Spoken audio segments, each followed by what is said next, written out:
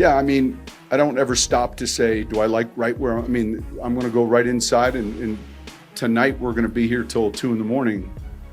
And if I loved where I was at, then I'd probably go home for dinner at 6. So maybe that's a way to answer it. I like the guys that we've talked with and our plan, but I do think the hay's not in the barn. I think there's going to be a number of players that that'll be on this waiver wire that we've got to look closely at, and then make the comparisons versus. That gets back to what we discussed, a month ago about, competing against the whole league rather than just your own position group. That's right. The hay is not yet in the barn for the Denver Broncos, and it's certainly not in the barn at Not Another Bucking Podcast, because we're always coming fresh with new episodes. Took the weekend off. Appreciated all of you guys who have listened and continued to kind of support the show.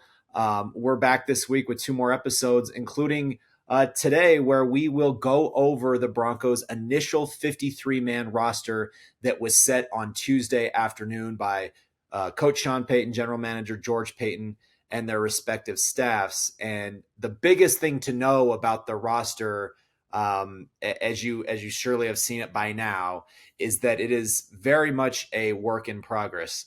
For one, it does not have a kicker on it. So you typically need one of those on an NFL team. The Broncos will trade for Will Lutz. That will become official tomorrow, at which point they'll have to make a corresponding move on the roster.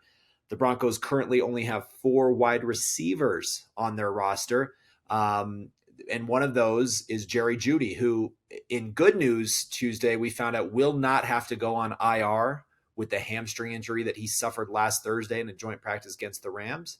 But his status for week 1 against the Raiders on September 10th, less than 2 weeks away, is very much up in the air. And I would venture to say probably will not be ready for that game. Again, we haven't heard that officially. But I don't think my personal view is I don't think he'll be ready for week 1. So that gives you 3 healthy wide receivers on the active roster at this moment. So we know that the Broncos, who, by the way, have 13 defensive backs on this initial roster, are still going to do a lot of maneuvering. One of the things that they did today as well was they released 3 vested veterans, meaning guys with at least 4 years of experience, who will be signed back to the roster on Wednesday. That is the plan for now. Mike Purcell, the defensive tackle, offensive lineman Quinn Bailey, and as well as defensive back Fabian Moreau.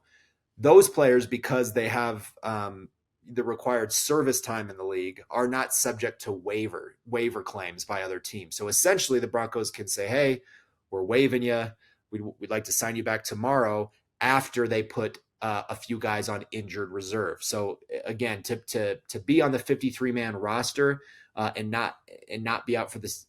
To go on injured reserve and not have it be season ending, you have to be on the roster for at least 1 day. And so the Broncos have a number of candidates for IR, including Riley Moss, the rookie cornerback, who hasn't participated in much of training camp as he works through a core muscle surgery that he had early last month or late last month. And then you also have PJ Locke, the safety, who has been rehabbing an ankle injury for the last couple weeks, as well as K'Wan Williams, who had surgery this week on an ankle injury of his own. And while he will avoid season-ending IR, which is another good sign for the Broncos, he's going to be out for some time. So those 3 players will probably go on IR tomorrow, and then you will have, or Wednesday, I should say, if you're listening to this Wednesday. They will go on IR at some point Wednesday, and then those veterans will be brought back. But again, even with those guys coming back, there are a number of players that the Broncos are still going to add. Lutz is one. They are going to probably add at least one more new wide receiver to the team. So this roster that got set today came with a lot of caveats by Sean Payton, who made it very clear that the Broncos were just in the very initial stages of cobbling together the team that will take the field against the Raiders on September 10th. But let's go through just a couple of, I guess, bullet points for today to just kind of paint a picture. We're not going to go through every player that's on this initial 53-man roster. You guys have seen them by now, and that would take far too much of your time to do. So, but one of the big takeaways from this was there are 4 undrafted rookies on this roster. Running back Jaleel McLaughlin, who is the star of training camp, who we all knew by about maybe the 10th of August that this guy was going to be on the team. Great story. A guy who, in his youth had bouts of homelessness after his mother lost her job in the factory. They slept in a Ford Focus for 3 months as the family kind of got things together, but continued to support one another, support Jaleel, who started his career at Notre Dame College, not the Notre Dame you're thinking of, Notre Dame College in Ohio, Division II school, set all kinds of records there, transferred to Youngstown State of the FCS level for his final 2 seasons, continued to set more records, became ultimately the all-time leading rusher in NCAA history, and was just superb during training camp, earned every bit of his way on the team. We saw that coming. A couple other guys that turned into surprises. One was Nate Adkins, the tight end.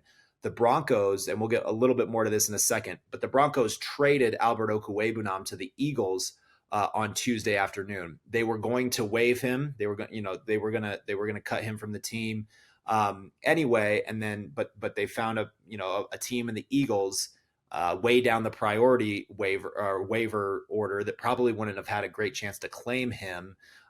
Went ahead and traded the Broncos a 6th round pick in 2025 to get back Okwuegbunam, and a 7th round pick in 2025. So the Broncos really liked what Nate Adkins brings. He was an undrafted rookie out of South Carolina who really a good blocker, can kind of play that fullback position. Sean Payton says that he can play on the ball or off of it, a little bit better off of it, but he can play in multiple positions for them. Has good hands.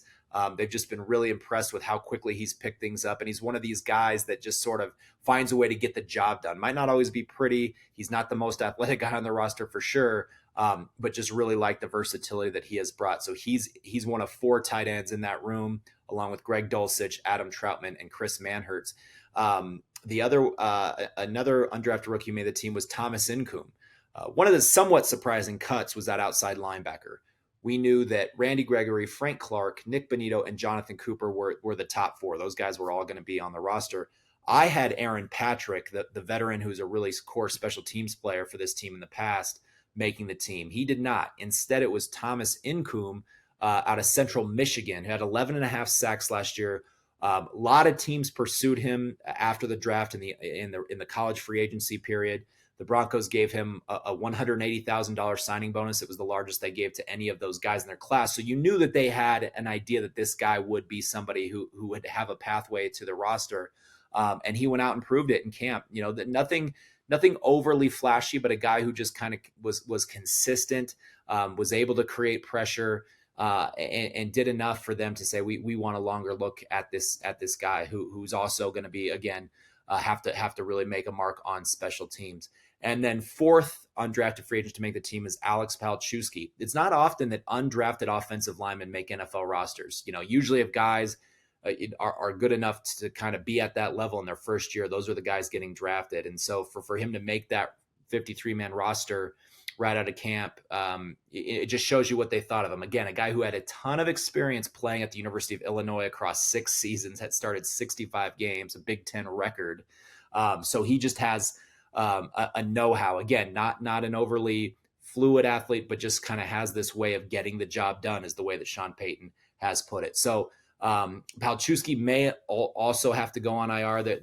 He had a hand injury in Saturday's blowout of the Rams. So that could be a pathway. But again, the fact that he is on this initial 53 shows that the Broncos wanted him around, didn't want to risk, even if he was slightly injured, didn't want to risk losing him on waivers if they had let him go. So that was kind of a big part of it, right? It's a team record for the Broncos for undrafted rookie free agents.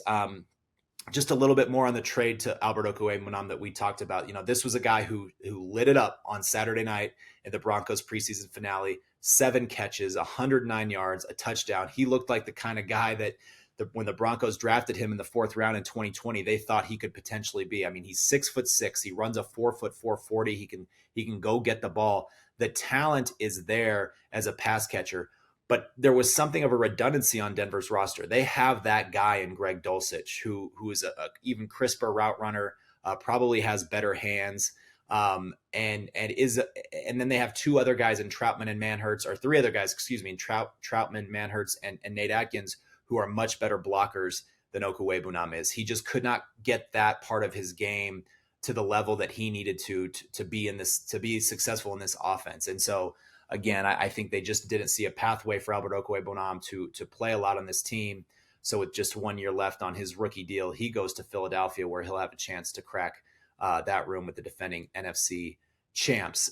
Some of the other takeaways, I mentioned it a second ago, but Jerry Jeudy being not on IR is a big deal, right? If he suffered the hamstring injury, can come with a 4 to 6 week window typically for recovery. But again, hamstrings can be fickle. But they are betting on the fact that, hey, he's going to be able to be back sometime before that week 5 game against the Jets. If he were to go on IR tomorrow, he would have to miss at least the first 4 games. The Broncos are saying, hey, at the very worst, we think he would be back by maybe that October 1st road game at the Bears in week 3. And so we're willing to carry him on the roster for 2 weeks so that he'd be available for that game. Or I'm sorry, Chicago in week 4 on October 1st, or maybe he's back September 24th in week 3 against the Dolphins on the road. So they're willing to potentially carry him on the roster for a couple of weeks in order to make sure that, that he can be back as soon as he is able, as soon as his body it allows him to be, as opposed to having to wait for the IR rules to say, hey, now he's able to come back and play. So those were some of the big, I think, key takeaways for today. In terms of some of the players who did not make it, again, there were 4 wide receivers who got cut today, cut today and yesterday, Tuesday and Monday, who we thought at various points had good chances to make the team. Marquez Callaway and Lil Jordan Humphrey are 2 players that had played for Sean Payton with the Saints over the past couple of years. Both of them got let go. Again, we think that they will make their way back to perhaps on the practice squad, but not on the active roster to start. Kendall Hinton, everybody knows, the emergency quarterback for the Broncos in 2020, who turned into a pretty consistent wide receiver over the last 2 years, almost 40 catches, almost 500 total yards over those 2 seasons. Again, not a flashy guy, but somebody who is really beloved in the locker room. Kind of will do everything you ask, blocks really well for his size. Was a little bit surprised that he was among the first players to get let go on Monday night. And so again, that leaves you with just those 4 wide receivers in the room. The other thing I wanted to touch on was Denver's decision to cut Brett Maher, who, when we woke up this morning, or when we woke up Tuesday morning, was the only kicker on Denver's roster, released him and traded for Will Lutz, who kicked for the Saints from 2016 through 2022. He missed the 2021 season with a core muscle injury that he had to have surgeries and an additional repair surgery at one point that kept him out for all of 2021. But that means he kicked 5 seasons for Sean Payton from 2016 to 2020. Played in all 80 of those games during those 5 seasons. He was a Pro Bowler in 2019 and made some really big kicks for the Saints during those 5 years. Some really clutch kicks in meaningful games, in addition to having an 87% field goal conversion rate during those first 5 seasons of his career. Which, just for comparison, Brandon McManus, the kicker that the Broncos decided to let go in the spring and to start a new search for his replacement, he had a 81% conversion rate during his first 5 years in the league. So Will Lutz is a guy who has been consistent, who has been durable. Now, he did have a rough year in 2022. He missed 8 of his 31 field goal attempts, just around 75%. It was the worst single season field goal efficiency of his career. But Sean Payton said today he was still very much dealing with some of the after effects as he was coming back from that core muscle injury. They believe that he is fully healed from that. He had a training camp competition with the undrafted rookie for the Saints, who ultimately was the one that they went with. And that meant Will Lutz became available. There were numerous teams that were interested in acquiring him. Again, a number of teams around the league, we've talked about this, have had kicking competitions throughout training camp. And we're looking at him as, hey, if they let this guy go, then he's a player, given his experience level, that teams were going to want to pounce on. And of course, that connection was always there. Sean Payton said, hey, if this guy had been available sort of at the beginning of our process of finding a new kicker, they probably would have jumped on him right away. But they had to kind of wait and see how that played out for the Saints. The Broncos, again, they're going to have a $1.7 million cap hit that they take on with Will Lutz, so a little bit more than what they were going to pay Brett Maher, but quite a bit less than I believe the $3.4 million cap hit that Brandon McManus was going to have before they released him. So again, the Broncos, I think, were always looking for a veteran kicker, right? And Sean Payton, there's just certain positions, it seems as though he wants that kind of that comfort, that trust level. Like Will Lutz has been a guy, once again, who has made some big kicks for him in the past. Outside of 2022 has been reliable, but it doesn't come without risk, right? Like he had that 2022 season where he struggled. He did not play in 2021. So this is going to be kind of his opportunity to come back and show that he's fully the kind of kicker that he was during his first 5 seasons in the league.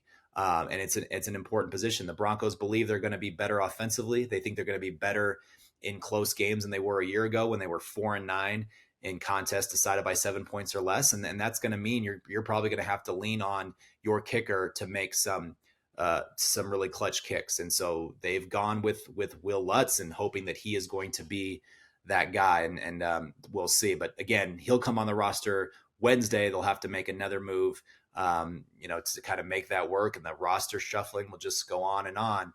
So where does that leave us now, right? As the Broncos have kind of cobbled together this roster, we've talked about some of the things that might change a little bit. They might go out and add a wide receiver. So there is going to be some tinkering around the edges. But this is the team, by and large, the Broncos are going to have carrying into week 1 against the Raiders, again, on September 10th at Empower Field at Mile High. We are getting close. I think this team has the top end talent and coaching to be a playoff team if it stays relatively healthy. I think from what my own eyes have seen in Russell Wilson in this training camp versus what he did a year ago under Nathaniel Hackett, I think they're two very different, month, 5-week long periods that I think portend a really strong bounce back season from Russell Wilson. I think I think there's just going to be a game plan that is much more adherent to his strengths as a quarterback. I think he's buying into the idea that that's who he needs to be, a quarterback who leans on a really effective run game, who can get out of the pocket, who will run and be decisive about using his legs when the situation calls for it. One who's still going to take some of these big shots that this offense is going to produce because that's what he's always done in his career. So I think it starts there. I also think the Broncos, this offensive line, has started to kind of come together and gel over the second half of training camp. It's going into the season healthy. And so that's a group that has been, just significantly upgraded over the offseason. I think it's ready to be a team that can really run the ball effectively. And all those things are going to make this a more dynamic offense. Defensively, again, it's a veteran group that is dealing with some injuries. Not having K'Wan Williams for maybe 6 weeks or whatever the timeline ultimately is going to hurt. But Isang Bassi, he's a guy who's going to step in at that nickel spot, has played it before, had 3 interceptions during the preseason. And while a couple of those were lucky breaks, he has by and large made those same kind of plays throughout training camp. So it's a testament to how loaded their secondary is, something we've talked about from day one of training camp. They have veterans at every level of the defense. Zach Allen and DJ Jones and Mike Purcell on the line, Frank Clark and Randy Gregory at outside linebacker, Josie Jewell and Alex Singleton, the starting inside linebacker duo, Pat Surtain at corner, Justin Simmons, Kareem Jackson at the back end at safety. Like this defense is loaded with talent. I think Vance Joseph is very familiar with a lot of these guys and the scheme that they're running, and it's been a collaborative effort to try to make the most of what Vance Joseph brings to the table as a blitz caller, as just sort of a defensive architect, and also what these guys have learned from the coaches that they've had in recent years. Because a lot of them played for Ejiro Evero and played for Vic Fangio prior to that. So there's some really understanding of that defense that we talked about on the pod with Jordan Rodriguez last week of kind of that defense that's really been popularized in the NFL. So I think that the Broncos, again, have enough to get into the playoffs. The biggest question is going to be whether they can remain healthy, because the depth is not there yet. I think there's players on this team, guys like Drew Sanders, guys like Marvin Mims, who are ultimately going to become good contributors for this team.